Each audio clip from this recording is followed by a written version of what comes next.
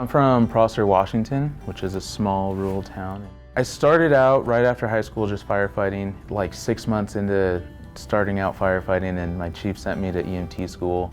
Shortly after that, I was able to start working on an ambulance there in Prosser. My manager there decided to send me to an advanced EMT course. I did that for 7 years, and then I decided it was time to do something. I don't know if it was burnout or if it was just kind of getting bored with what I was doing. I didn't know what I was going to do. I just knew I needed to get an education.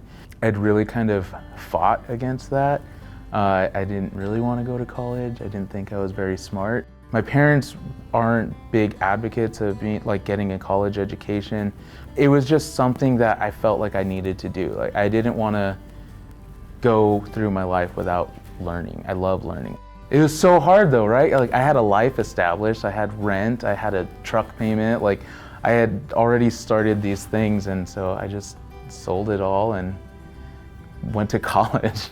I met Adrian on the first day of med school, and he stands out just because he's got a different background than most medical students.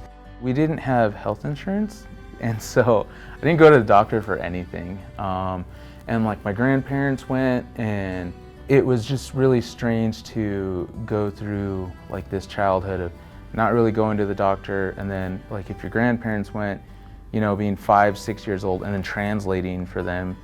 I don't even know if I was able to translate effectively. I feel like the first thing was proving to myself that I could go to undergrad. And I did that, and I was like, I bet I could go to medical school. Like, I think I can do this, and this is something I want to do.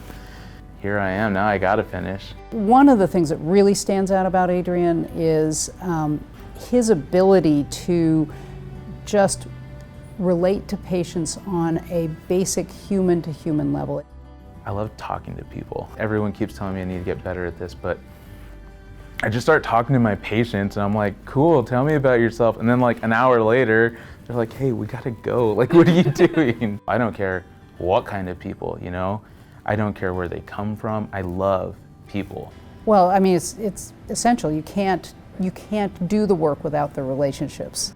It was really important for myself to be able to use kind of the gifts that I have to provide healthcare for people who speak Spanish. I mean, now that I can speak English and Spanish really well, that's kind of my wheelhouse for patients. Like, I want to be able to provide good patient care to Latinos who need it.